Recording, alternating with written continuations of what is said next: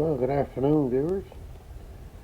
It's March 15th, Sunday afternoon. So new in the garage, practicing hibernation. And hibernation is going to start on November 1st, that's for sure. Oh dear. Anyway, so I thought I'd do a little video just for something to do, and again, like I say, just for something to do. So I kind of want to get your thoughts on. I got another phone. My son has another phone that they weren't using somehow, and he had set me up with another one yesterday, I guess it was, and I used it to do the Saker review, but he did say he had another one, so we got this one set up for me. Anyway, still the same amount of storage space on it, but I only plan to use it for doing videos, so I'm hoping that it won't fill up like the other one does, because I use the other one quite a bit. So I just want to get your thoughts on the video or picture quality, I guess, of this one, because it's, for some reason, it's got two lenses instead of one like the other ones did. So I don't know if two lenses are better or not. But anyway, if you see any difference, let me know. So I'm just going to do a quick little video on this little tractor here. This one is the one I use for cutting grass. And this is a 1971 Massey Ferguson 7. It has a 34-inch cut deck. And man, oh man, does it ever make a nice job of cutting grass. The wide opening is right from the edge of here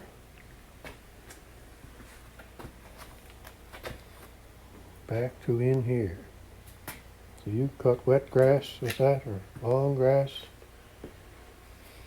It just kind of throws it out like you were throwing out grass seed with your hand. And never clumps up. Never makes the wind grow. Well, it's a great cutting machine. Anyway, the 71. So it's we've had it 18 years. So it'll be 18 years this past May. And you can kind of see the differences in some of the colors of the cowling and the dash and the seat as compared to the rest of the tractor.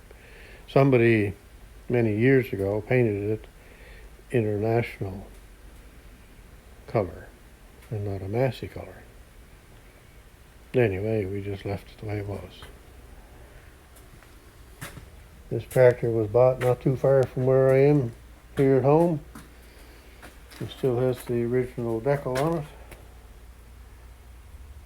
And it's only 4 kilometers away to that location, and they still sell tractors and farm stuff and all that, but certainly nothing like this anymore. So yeah, but it came with a Tecumseh 7 horsepower engine when it was new, but over time those engines didn't last, I guess. So anyway, somebody put in an 8 horsepower Briggs and Stratton motor. Some people call them Briggs and Scrap-'em motors. But anyway, this one works fine. So we did put rings in it there. Oh, probably 10 years ago, maybe now. Anyway, so it's a great little tractor. 3-speed manual. And we use this one in the woods and for cutting grass, and it'll haul that trailer that we take to my son's wood shed there. It'll haul that trailer full of wood, and we figure about a half a cord of wood in it, and it's got no trouble pulling that along. And go through the woods with it, with the little cart picking up stuff, and it's got great float on the front end here. It moves a lot, so it's nice for that. It can crawl over uneven terrain just as slick as anything. And I don't know if I mentioned that, but the rear tires are loaded. We loaded them a couple of years ago. And some of the reason why we did that is it is kind of narrow, that tractor. So it's a little tippy. So the extra weight kind of helps that. So anyway, we bought it. Son and I bought it 18 years ago this past May. And that's what kind of got us started on Massey Ferguson tractors.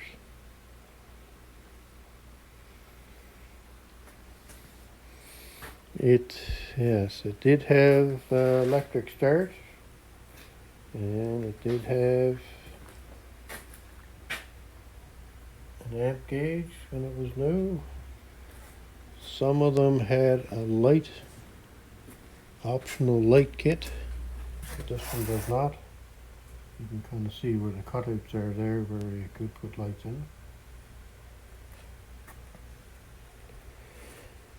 And even though it's just a small tractor, let's look at the size of the bumper and the frame.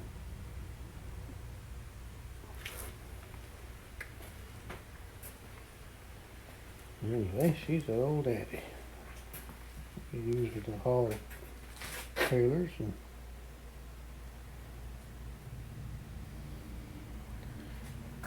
anyway, it's just a Sunday afternoon video, just for something to do.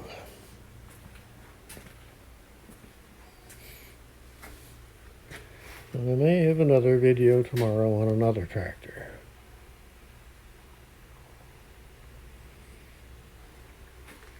Today was supposed to be raining, and a nasty day, but apparently it didn't turn out that way. It's cloudy a little bit, but no rain really. And it's 12 degrees Celsius today, so there we go. There's another video. So thanks for watching, and certainly comment if you think the camera is better. Comment on that, and that'll be good.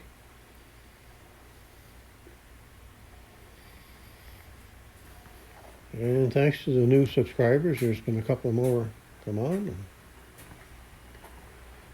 and there you go. This saw, I have an awful lot of trouble with saws leaking oil. And my small engine guy says they all leak oil. Well, they don't all leak oil like the way I've been having them leak oil. Filling pans full of oil, let them sit for a while and the pan be full of oil. I can see a chainsaw dripping oil after you've used it, and maybe a few drips comes out of it, but not puddles. I've seen some of my saws just empty themselves.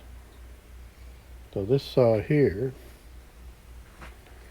which I bought brand new 6 months ago, and I've only used it maybe a few times.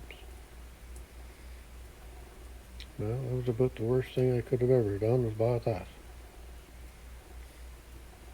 Bog and quit and run out of burr oil before it runs out of gas, which is not supposed to be. And I know there's an adjustment there, but that adjustment on full oil should still, the gas should run out before the oil runs out. So that was another thing that bothers me. But the main thing is leaking oil. So I took it back to the fellow that sold it to me, and of course, just a small engine shop, so he wouldn't give me my money back. And I just left the saw there. I said, there you go. I took it out in the container that it was sitting in with all the oil, and I said, is that normal? You say they all leak. Well, that doesn't seem normal to me. So anyway, he took it. He did something to it, and I haven't even asked him about it. It's been probably 4 months. When I was out there yesterday, and he said, I think I got your saw fixed. He said, you better take it home with you. I said, no, I don't want it. He said, I do have a hose coming for it, but that's on back order, and it's made by Husqvarna, so Husqvarna parts apparently are hard to get, I guess, so. So I said, well, you might as well keep it until you get it. And he said, no, could be months before I get it. So I said, all right, I'll take it. I said, do you think there's anybody that might want it? I'll sell the damn thing. He said, yeah, he said there might be. So I said, well, how much do you think it's worth? And he wouldn't tell me, so I said, well, I'll think about it and I'll take it home and see. So I set it up in the vise here yesterday.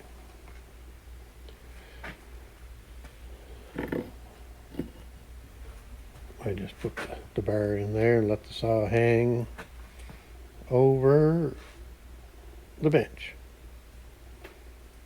I put it there 3 o'clock yesterday. When I went in last night at 7 o'clock, there was no leak. I never ran the saw, it just sat there. So today, when I come out around 2 o'clock, there's what was there.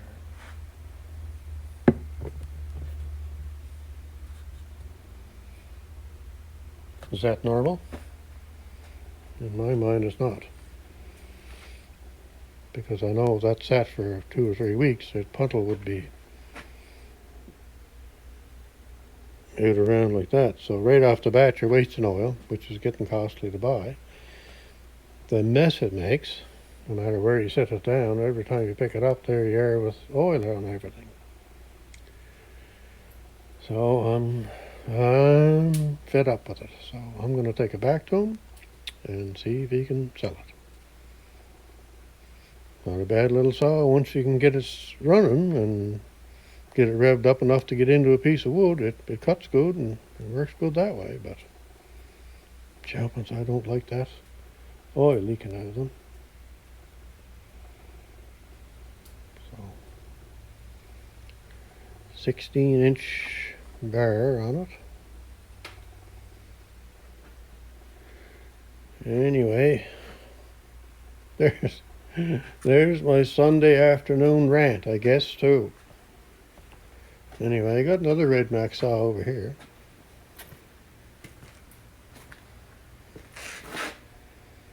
It's an old style one.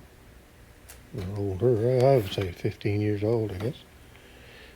It's been sitting in here in this tray for months. So let's see if there's anything leaking out of it.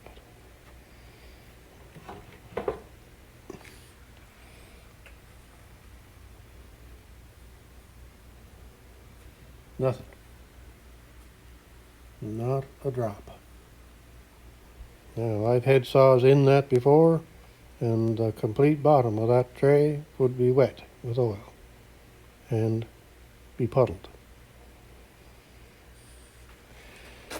So, I don't know. I just have bad luck with saws, or what it is. But even have, if you can see it in there or not, yeah, maybe it's an electric plug-in yardwork saw, 16-inch, works good. You set it down somewhere, it leaks oil everywhere.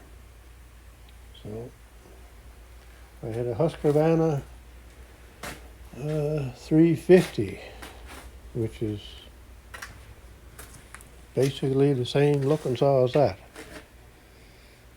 Oil everywhere, leak.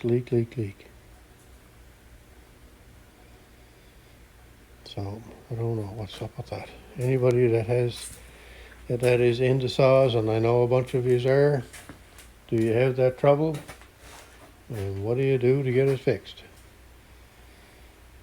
Some of the saws I've had apart. I've put parts in them for leaks, and I've done whatever I could to try and stop it, and couldn't stop